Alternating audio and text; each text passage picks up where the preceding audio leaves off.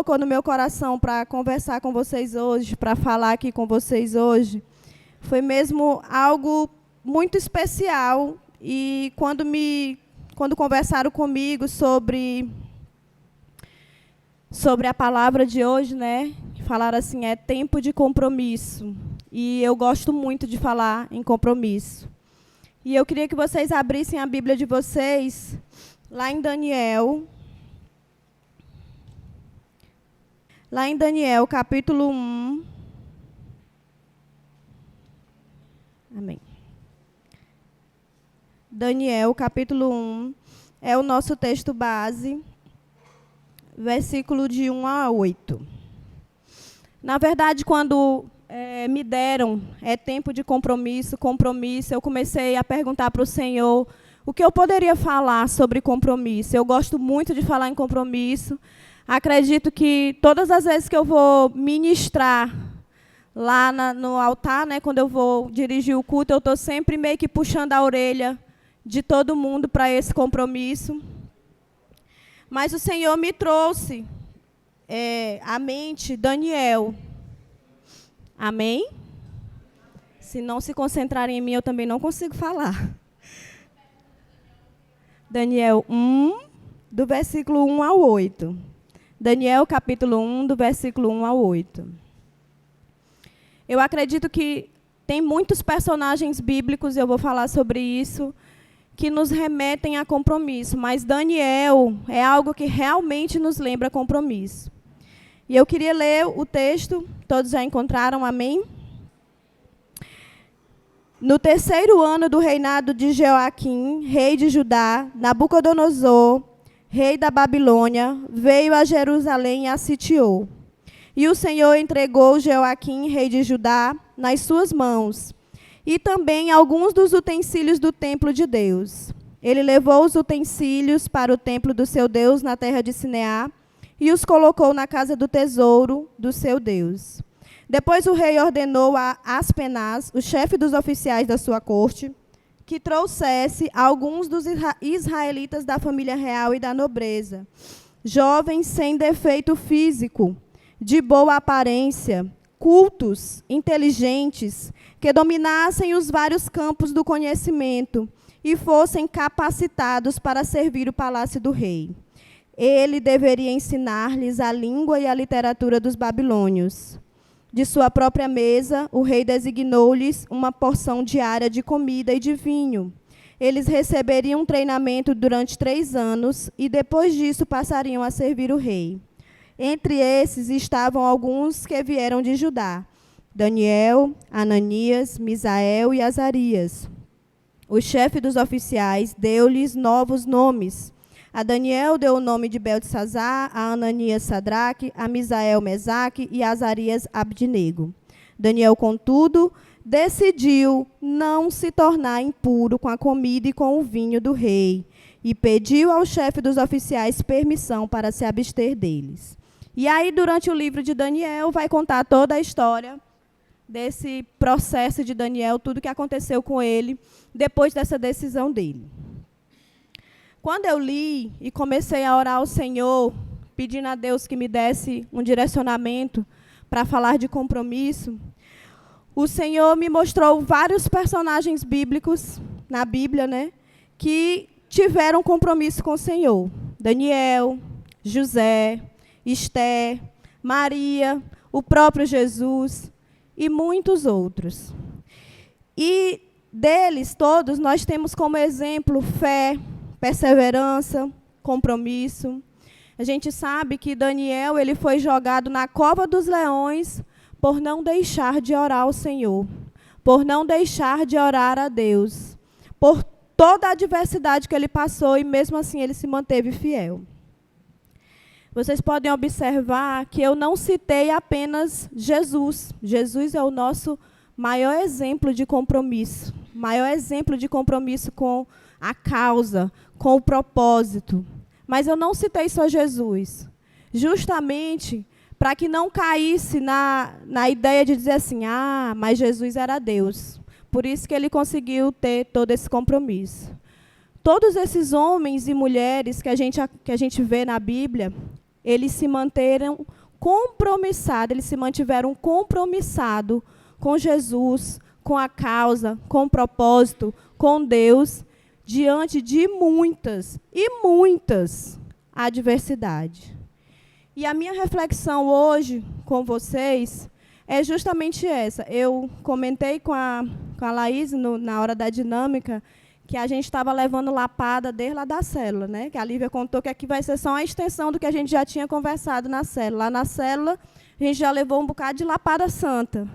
E aí vem a dinâmica e te dá mais outra lapada. Porque como você tem servido ao Senhor? Como tem sido o teu compromisso com Deus? E aí vem a palavra que Deus me deu e também é mais uma lapada. Então, preparem o coração de vocês para receber do Senhor. A base dessa conversa aqui é Daniel, e eu acredito que a maioria de nós conhece a história de Daniel. E, às vezes, até se envergonhe. Eu, muitas vezes, quando leio Daniel, me envergonho. De quê? De não fazer nem a metade do que ele fez para o Senhor. De não orar 3 vezes ao dia, de não me dedicar à obra do Senhor como deveria, como ele fez, mesmo sabendo dos riscos que ele tinha. Então, muitas vezes, a gente vê pessoas comprometidas e a gente olha para a gente e se envergonha. Senhor, e eu? Será que eu estou fazendo corretamente, ou me dedicando corretamente, ou fazendo o suficiente do que eu consigo fazer? E o Senhor foi colocando isso no meu coração durante todo esse período que eu estava me preparando para cá. E aconteceram muitas tribulações, adoeci, muita correria, mas queimava no meu coração esse sentimento. Mas o tema não é tempo de compromisso, eu não me comprometi com isso, pois eu não vou deixar que nada impeça de eu estar lá, que nada impeça de eu fazer aquilo que eu tenho que fazer. E durante o louvor, eu até me emocionei, porque a gente imagina assim, num sábado à noite, tantos jovens aqui sentados, desejosos de ouvir a palavra do Senhor. Vocês talvez não mensurem o privilégio que é de vocês estarem aqui hoje. E quão diferença vai fazer na vida de vocês, principalmente dos mais jovens, esse momento de estarem se dedicando esse tempo ao Senhor. Talvez muitos de nós mais velhos possamos olhar para vocês mais jovens e pensar assim: Deus queira que permaneçam. Deus queira que eles continuem. Quantos a gente já não viu ficar pelo caminho, fica aqui um tempo porque o amigo está trazendo, a amiga está trazendo, fulano está dizendo, e a gente vai indo onde a rodinha está indo, e a gente está indo, mas no meio do caminho a gente acaba se perdendo aí pelas outras companhias. Mas eu tenho certeza que a palavra que vocês têm ouvido aqui, todos esses sábados, todas as vezes que você vem, ela em um momento vai frutificar. E mesmo que você saia deste caminho, mesmo que nessa roda gire, e você em determinado momento não esteja aqui pelo meio, você vai se lembrar de onde você tem que voltar, porque a palavra nunca volta vazia. Eu queria ressaltar aqui o tanto de adversidade que nós vemos na Bíblia, associado a esses personagens que eu citei, Maria, José, Daniel, e o quão compromissados eles eram com o reino. Às vezes, a gente olha, por exemplo, eu sempre observo como as pessoas me olham, né? Às vezes as pessoas que não me conhecem olham e pensam que a minha vida é tão simples, fácil, tão boa de se viver. Ela vem aqui para o altar porque... Eu já ouvi muito isso, pasmem. Não sei nem se o pastor sabe disso. Mas eu já fui muito criticada, dizendo que eu só cantava aqui no altar porque minha mãe tinha uma loja, porque eu tinha um carro, porque eu me vestia bem. Quantas vezes eu não fui humilhada com isso? E para me cantar no altar, eu passei, foi 2 anos, só vindo para os ensaios, olhando. Primeiro porque eu nem tinha coragem, porque eu nem me acho cantora, né? Mas eu passei, foi 2 anos sendo testada. Eu entendo que era como sendo testada. E acho até importante isso. O cuidado que eles tiveram de não colocar qualquer pessoa no altar. Porque eu estava dizendo agora há pouco para a irmã Silva, no altar a gente é muito exposto. Todo mundo vê a gente. E sempre que eu estou no altar, olha o meu pensamento. Senhor, será que eu fiz alguma coisa errada para alguém que vai me olhar no altar e vai dizer assim, não quero ficar nesse culto não, porque essa menina que está aí no altar, Deus me perdoa se eu tiver feito. Me perdoa se alguém tiver chateado comigo. Por quê? Porque o meu desejo é atrair as pessoas para Jesus, não é afastar elas de Deus. Não é o meu comportamento fazer com que as pessoas, não quero ir para aquela igreja não, porque lá tem aquele menino que é chato, que faz isso, que faz aquilo. Não. A minha vida, a sua vida, ela tem que atrair as pessoas ao seu redor. Ela não tem que repelir as pessoas de Jesus. E, mesmo diante de toda essa adversidade que esses personagens passaram, por exemplo, Daniel saiu da sua terra muito jovem, foi cativo, foi jogado na cova dos leões. José foi vendido pelos irmãos, foi preso, foi escravo. Esther foi perseguida, viu o seu povo ser perseguido, correu o risco de morrer se entrasse na presença do rei. Maria viu seu filho ser maltratado, ser julgado, ser machucado. Que mãe aguentaria isso? Será que, diante de todas essas adversidades, eles saíram, disseram, não quero isso aqui não, muito difícil. Não vou para essa igreja não, o irmão lá fica só falando mal. O irmão, tudo que eu faço, ele não me reconhece. Não vou mais para esse ministério aí não, porque toda hora é uma confusão, toda hora é uma coisa diferente. Será que nós estamos aqui servindo a pessoas ou servindo a Jesus? Quantas pessoas nós não conhecemos que tiveram esse comportamento? Que deixaram de ter o compromisso com Cristo para ter o compromisso consigo mesma, porque queriam ser elogiadas, queriam ser reconhecidas, queriam ter um status, queriam ter um posicionamento melhor. Não, porque o pastor não foi me visitar. Quantas vezes eu já não ouvi isso? Porque o pastor não foi me visitar. Eu disse, mulher, se eu for servir a Jesus para o pastor estar me visitando, eu estava lascada, que meu marido nem deixa. Nós temos que ter o nosso compromisso com quem? Com quem nós devemos ter o nosso compromisso? Jesus é que é o nosso compromisso. Se esse povo aqui não tivesse compromisso com o reino, será que eles suportariam as adversidades que eles passaram? E eu, fazendo essa palavra, escrevendo, o que eu fiz foi escrever, que minha mão doeu. Eu disse, eita, Senhor, é para me falar tudo isso. Enquanto eu escrevia, eu comecei a me lembrar assim, de tanta coisa que eu já passei. E algo que, às vezes, o Senhor, ele também, como é que eu posso dizer, sacia o nosso ego, de certa forma. Quando a gente está assim, minguando, querendo desistir, lá, se acabando, porque a gente passa por esses momentos mesmo. O Senhor sempre levanta alguém para te fortalecer. E muitas vezes, no meio dessa minha caminhada, desse meu compromisso com o Senhor, eu lembro de eu ouvir muito, tanto a irmã Lívia dizer, como o Gerias dizer. O que eu vejo na Daniela é convicção de fé. E o que eu gosto de passar para as pessoas é justamente isso. Se você tiver convicção de Deus, convicção de Cristo, convicção de fé, o mundo pode cair na sua cabeça, mas você não larga o Senhor. E é isso que tem me sustentado, e é isso que tem sustentado você. E é isso que sustentou essas pessoas. Entender quem Jesus é na nossa vida é que nos mantém de pé, é que nos dá esse compromisso. Amém? Amém. Todos eles enfrentaram grandes dificuldades, mas se manteram comprometidos com a causa. E por que eu estou dizendo isso? Porque até agora, aonde vivemos, não tem essas perseguições.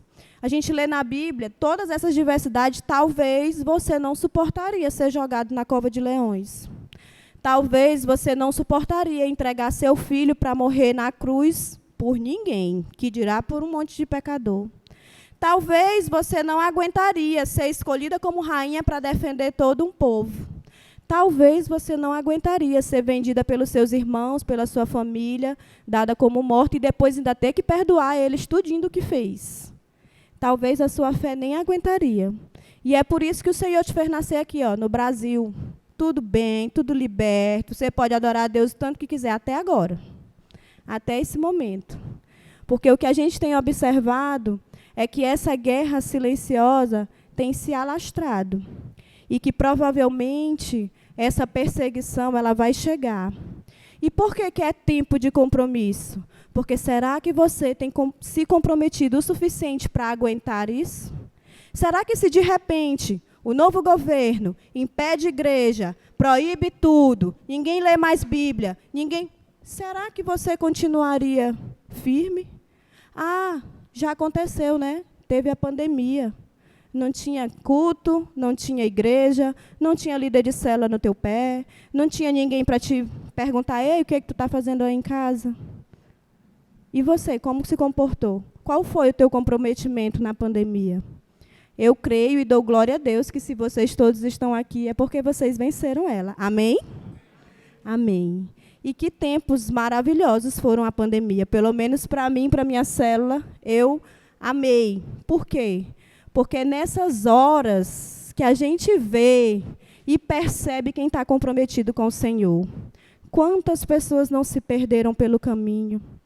Quantas pessoas não morreram, não fisicamente, mas espiritualmente, porque não tinham um culto para vir, não tinha uma igreja para vir, não tinha uma célula para estar te puxando, para estar cuidando de ti, para estar dizendo, ô fulana, vamos aqui, eu vou orar por ti, eu vou lá te ajudar, eu vou lá. Tem tanto crente, mimimi, que a gente tem que estar todo o tempo, ô fulano, pois tá bom, vamos lá. Que comprometimento é esse com o Senhor, se tu precisa o tempo todo de alguém para estar te levando para o Senhor? Graças a Deus que eu me firmei no Senhor sem ter muita gente para me levar. Eu creio que é necessário, sim, o discipulado, é necessário, sim, o aprender mais do Senhor, mas é necessário você buscar isso.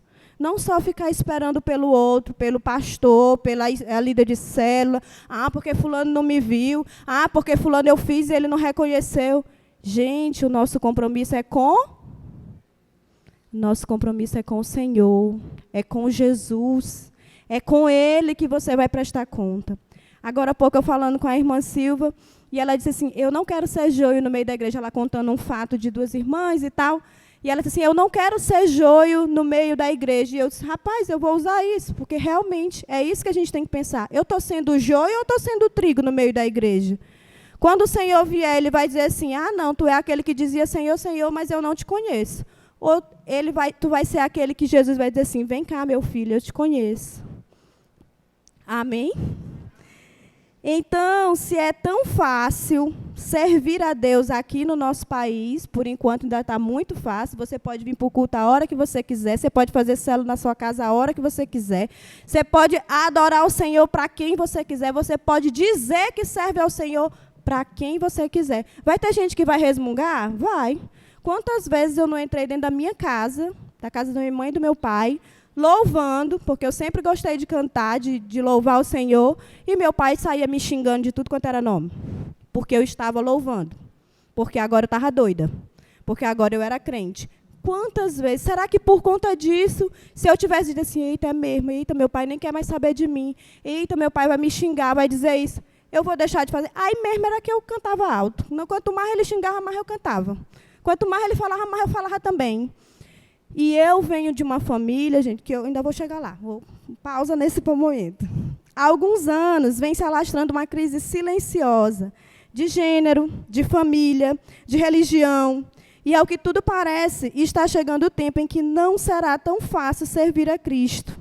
E qual será o seu grau de comprometimento quando tudo isso surgir? Como você, quanto cristão, tem se posicionado diante de tudo que está ao seu redor? Hoje, com as redes sociais, a gente vê muita coisa.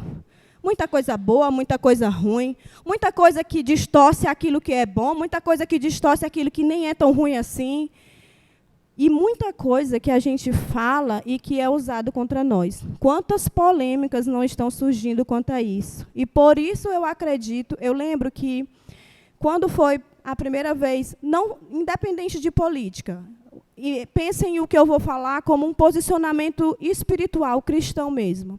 Quando foi a primeira vez da eleição do Bolsonaro, que eu lembro que eu estava na porta da minha casa e alguém, não sei se foi minha mãe, falou assim, o povo fica dizendo que é porque ele vai perseguir os cristãos quando ele fosse, né? Quando fosse, ele vai perseguir os cristãos. E eu lembro que eu virei para ela e disse assim, que seja.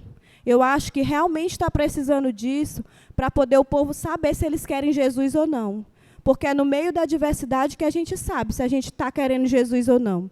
Os que não querem, na hora que a dificuldade vem, eles largam logo. É por isso que Deus permite a dificuldade na sua vida.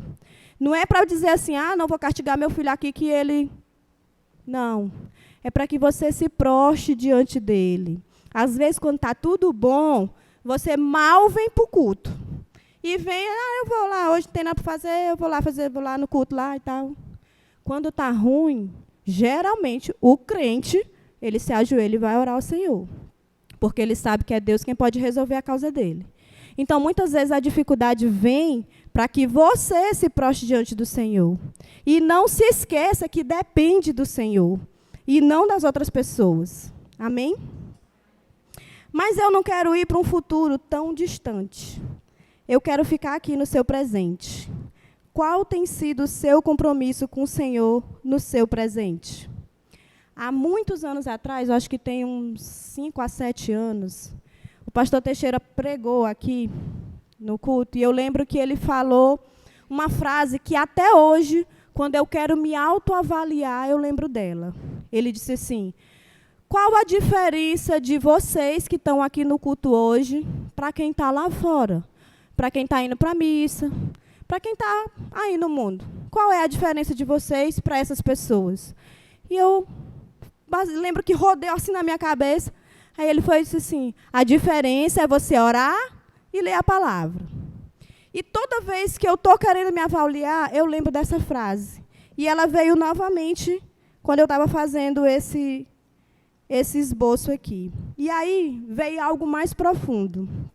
Vamos nos comparar com um espírita, com um muçulmano e com um católico. O espírita, ele vai lá, faz lá o ritual dele, a sessão e tal, faz as boas ações dele, está tudo ok. Ele fez o que ele tinha para fazer, na cabeça dele está tudo certo. O católico vai lá para a missa, faz lá os ritual dele, está tudo ok, para ele está tudo bem, dali ele sai, vai para a festa, namora, está tudo certo, ele já fez o que ele tinha para fazer. O muçulmano morre, gente, se mata, explode com um monte de gente pelo Deus dele. E você? O que você faz por Jesus?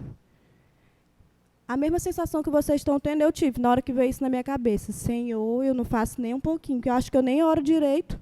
Eu nem faço, nem ritual eu faço direito. O que nós temos feito? Qual é a diferença que nós temos feito, ou que nós temos sido diante dessas pessoas? Será que eu tenho sido um cristão que tenho feito a diferença mesmo? Eu tenho pelo menos feito a minha obrigação de orar e ler a palavra? Ou nem isso eu tenho feito? Eu mal venho para o culto, mal venho para a rede jovem, mal vou para a célula. Estou lá porque é o meu grupo de ir, é o que eu tenho para fazer e está tudo certo. Será que Jesus morreu na cruz só para você estar aqui hoje, sentado, me ouvindo? Talvez o que eu diga nem sirva tanto do que você está querendo. Talvez você não esteja nem me ouvindo. Ou será que Jesus morreu para fazer a diferença na sua vida e na vida de quem está perto de você? Eu ouvi essa semana num vídeo de um pastor também, que ele dizendo assim, irmão, será que Jesus morreu só para você não beber, não fumar, não ir para a festa? É só isso. Jesus veio à terra, desceu como Deus, para morrer na cruz, para salvar a vida, só para que eu diga assim, não, eu sou crente, eu não bebo, eu não fumo, eu não vou para a festa. Só isso. É só esse o propósito. Nunca, jamais. Jesus não ia fazer esse sacrifício para vir aqui só para você dizer, fulano, tu é crente? Sou. Ah, por isso que tu não bebe, não fuma e não vai para a festa. É, só por isso. Não. Ele veio para que você fizesse diferença na vida de alguém. Hoje nós conversamos na célula justamente isso. Deus não faz nada só para mim ou só para você, mas através de mim e através de você. nunca é no individual, sempre é no coletivo. O que Deus faz na tua vida não é só para te abençoar, é para aquilo abençoe outras pessoas. O dom que Deus usa em você não é só para dizer assim, Daniele fala tão bem, né? Daniele canta bem, é mais difícil dizer, mas, né? Não, é para abençoar outras vidas. É para que aquilo que ele fez em você, você abra bem na boca e diga assim, fulano, é verdade, eu era desse jeito aí, eu vivia nessa vida bem aí, mas o Senhor me escolheu e hoje eu não vivo mais assim. Hoje a minha vida é diferente. E Deus tem um plano para a nossa vida. E Deus tem salvação. E aí você desembesta. Fala aí o que vier na sua cabeça. Diga aquilo que Deus fez na sua cabeça. A pessoa pensa que quando diz assim, você tem que falar de Jesus para as pessoas. Aí ela impacta logo, para logo. Meu Deus, eu não sei falar. Eu sou tímido. Eu não posso dizer nada. Dá logo um desespero. Gente, fala só o que Deus fez na tua vida. Mas aí tu não tem vida de oração. Tu não tem vida na igreja. Não vem para uma manhã de oração. Amanhã tem manhã de oração, viu?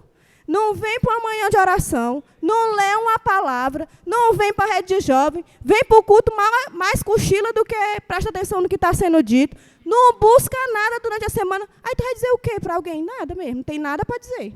Vai dizer só assim, eu sou crente, não bebo, não fumo e não vou para a festa. É só isso. Amém?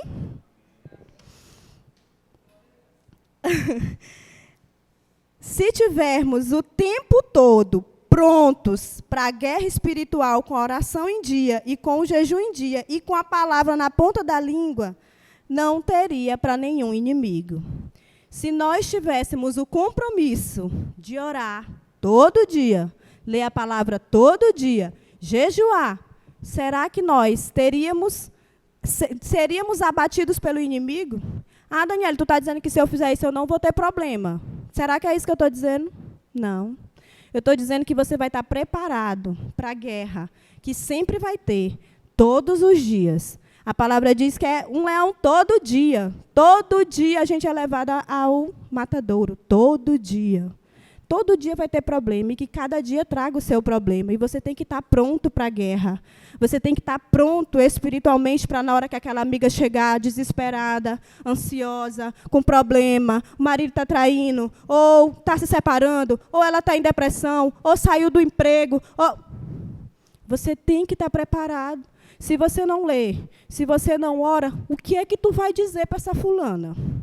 Vai dizer assim, mulher, mesmo, vem ser crente, que aí tu não vai para a festa, tu não bebe e tu não fuma. Que é só isso. O povo só pensa que a vida só é isso. Beber, fumar e ir para a festa. Se tu não faz isso, tu é crente. Não é? Por quê? Porque nós não estamos fazendo diferença na vida deles. Nós não estamos fazendo diferença nenhuma na vida deles. Porque se fosse, eles iam dizer assim, aquela fulana ali é crente. Porque na hora que eu olho para ela, eu vejo Deus na vida dela. Fulana ali é crente. Porque na hora que eu precisei, ele me deu uma palavra e aquilo ali só deve ter vindo de Deus. E você só vai ter essa palavra, e se você só vai ser conhecido dessa forma, se você buscar o Senhor. Amém? Quando o pastor perguntou qual a nossa diferença para as outras pessoas, eu revivi na minha cabeça um filme.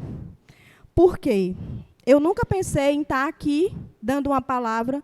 Quando eu me converti, eu não tinha pretensão nenhuma de dar nenhuma palavra para nada.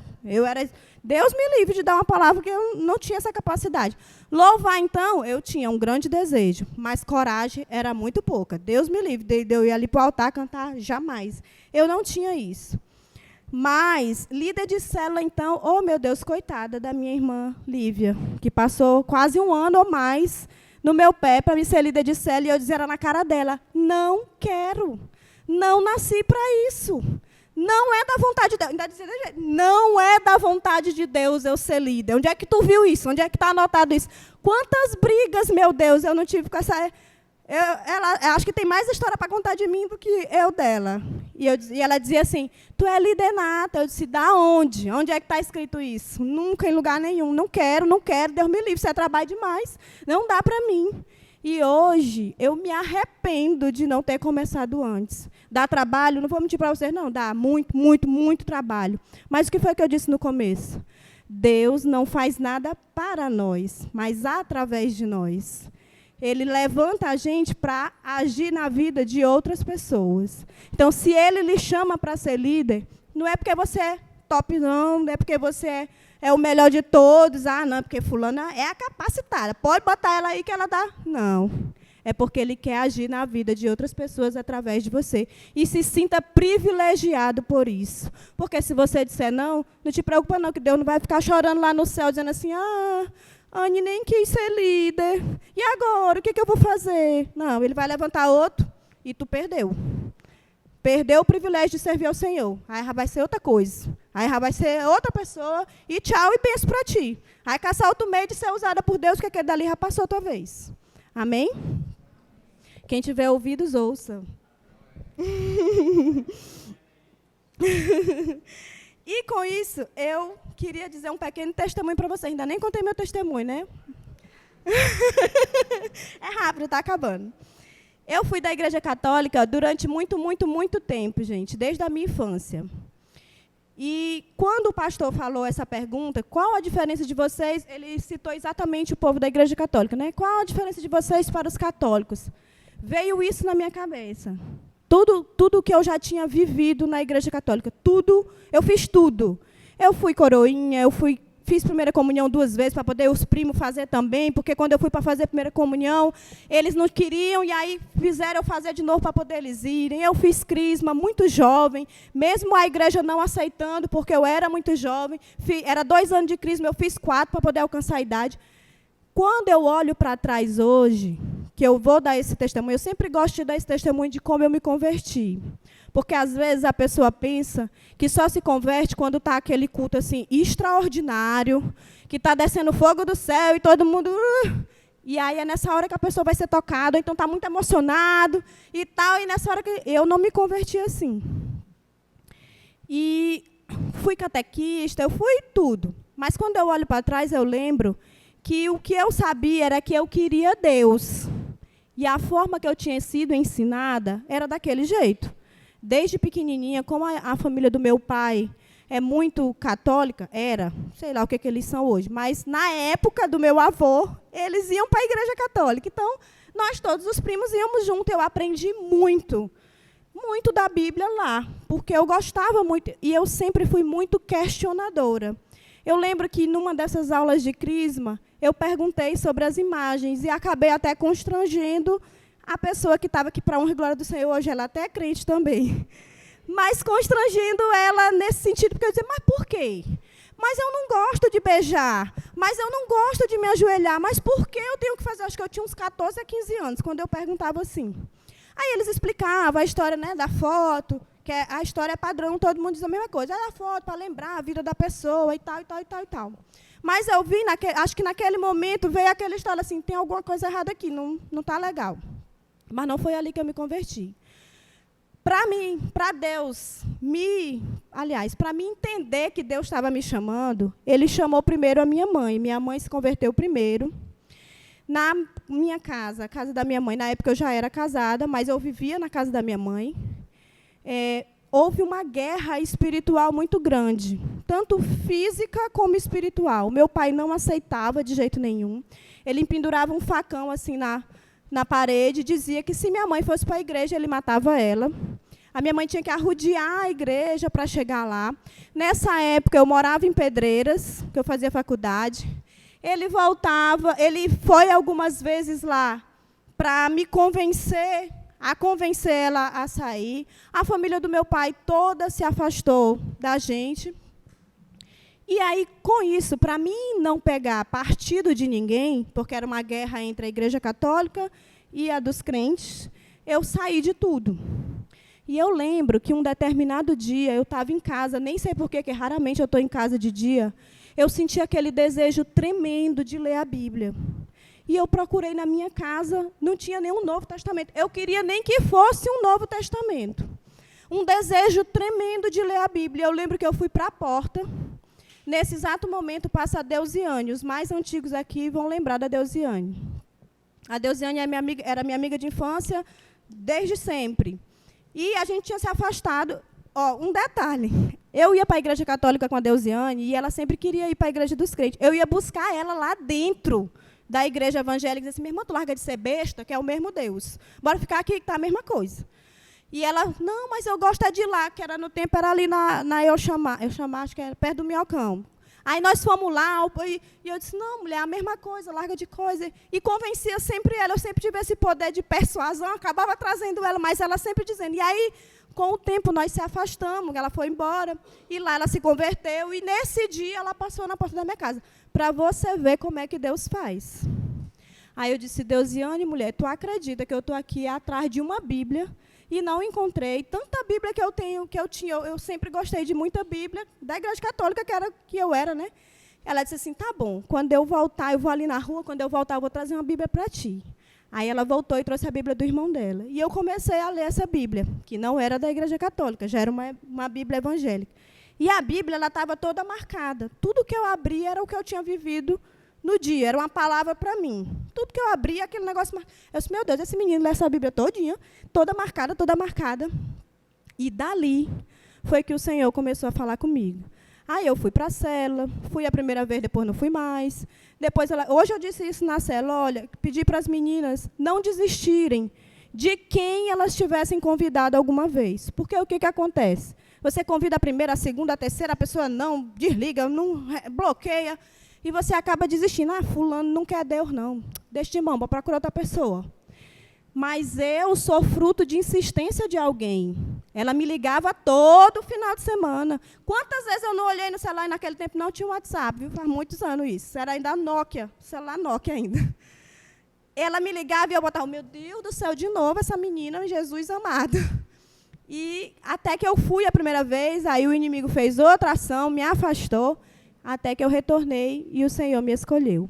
Então, não desistam das pessoas que Deus colocou no seu coração para convidar. Porque um dia elas podem estar aqui, dando uma palavra para vocês. Amém. Amém. E nesse meio tempo, quando eu me converti, uma amiga virou para mim e disse assim, mulher, mas tu não era da Igreja Católica, tu só vivia na igreja, fazia tudo, por que tu foi ser crente? Eu disse, minha irmã, porque chegou um tempo que eu queria mais de Deus. Eu precisava ouvir mais de Deus. Eu queria mais de Deus e lá eu não estava encontrando. E foi assim que o Senhor me respondeu, que eu queria mais de Deus e lá eu não estava encontrando. E volta e meia, a gente precisa ser relembrado disso, do porquê você se converteu.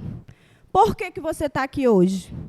Será que, volto a repetir, será que foi só para você não fumar, não beber e não ir para a festa? Será que foi só por isso? Provavelmente não. Provavelmente a gente tem que se lembrar de vez em quando do porquê. Por que o Senhor me chamou? Só para me ficar sentado no banco, para na hora que disser assim, fulano, ó, tem uma célula ali para liderar. Não, bota eu não. Fulano, ó, tem ali uma recepção para fazer. Não, bota eu não. Fulano, hoje é dia de dar palavra na célula, tu não quer não? Não, ó, não bota eu não. Será que foi para isso que o Senhor te chamou? Você acha que Jesus morreu na cruz por nós, só para que você venha e não faça nada por vida nenhuma?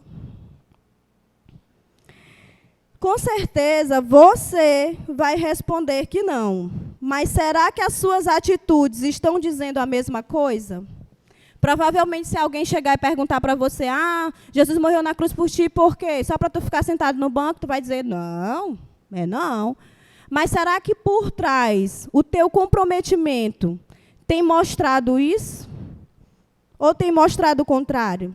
Ou você tem sido aquele crente que a qualquer aperto, a qualquer amigo influente, ou mesmo o marido, ou mesmo a esposa, ou as críticas na igreja, tem feito você desistir da caminhada? Tem feito você mudar de igreja? Tem feito até você negar Jesus sem abrir nem a boca? Através das suas atitudes na escola, no trabalho ou em casa?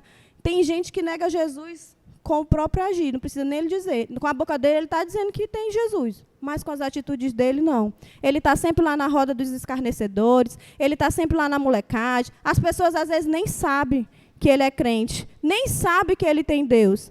Por quê? Porque nem ele ora, nem ele lê a palavra, então ele não tem o que contribuir na vida de ninguém. Amém? Qual tem sido o seu comprometimento com Jesus? Não com homens, mas com Jesus.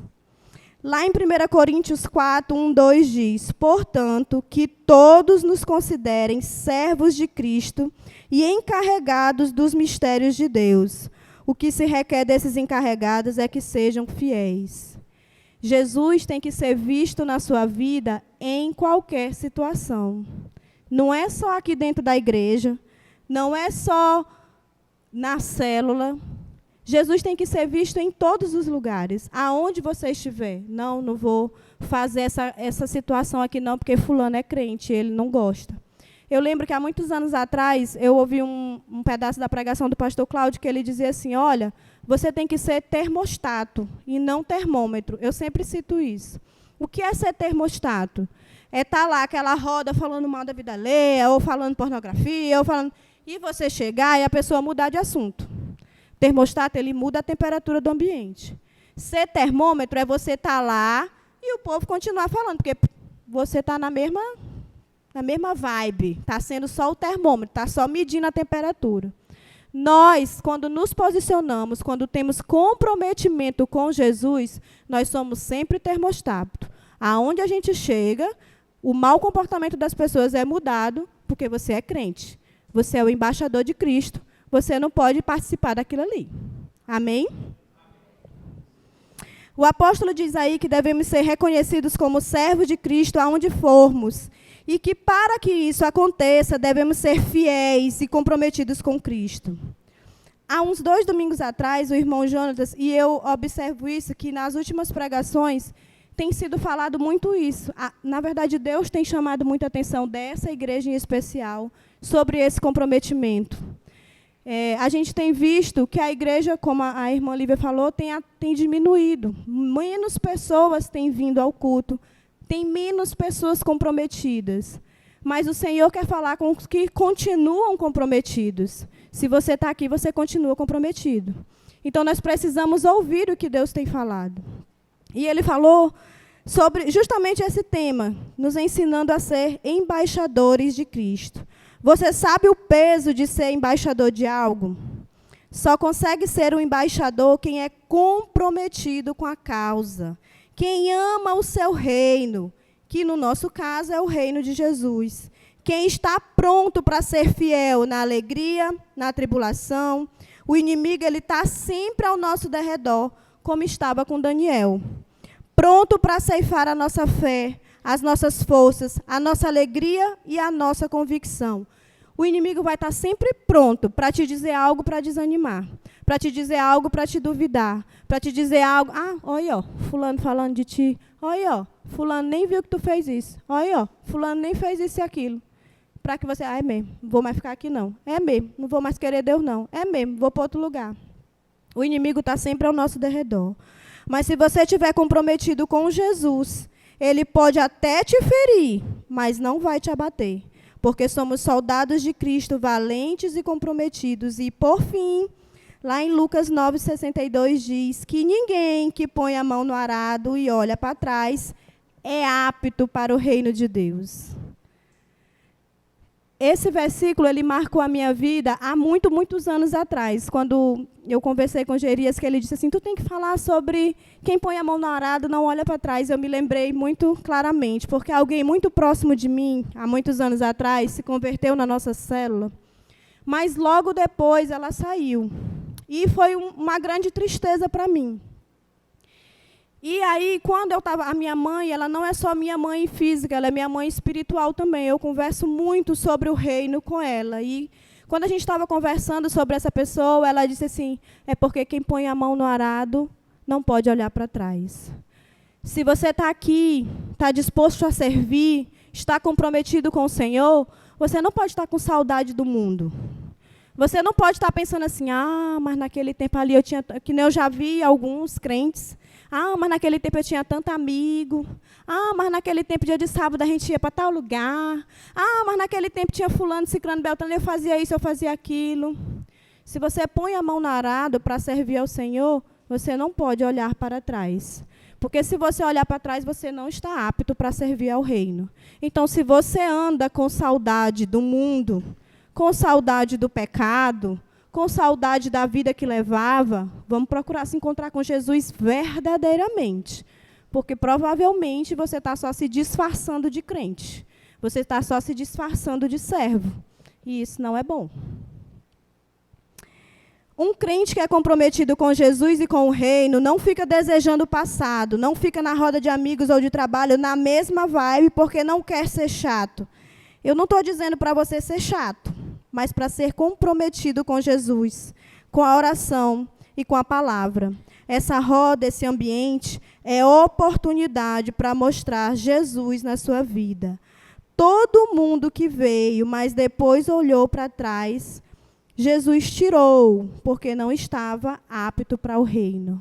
Todas as pessoas que ficam nessa, eu estou aqui servindo, mas eu queria estar lá fora. Ou não, eu continuo aqui servindo, mas em outro horário eu estou lá com outra roda de amigos fazendo outras coisas que não agradam ao Senhor. Gente, tem um versículo na Bíblia que diz que não há nada oculto que não venha a ser revelado. Não fica por muito tempo. Não queira ser joio no meio do trigo. Não queira pegar no arado e olhar para trás. Não queira não ser comprometido com o Senhor. Ficamos de pé. Se você não lembrar de nada do que eu disser essa noite, eu quero que você saia apenas com essa frase, que eu repeti milhões de vezes. Qual foi? Jesus não morreu na cruz só para me parar de beber, ir para a festa e fumar. Jesus morreu na cruz para que você seja usado na vida de outras pessoas. Para que você seja comprometido com o reino. Para que você seja um valente e fiel na batalha que nós vivemos. Amém? Amém, Jesus.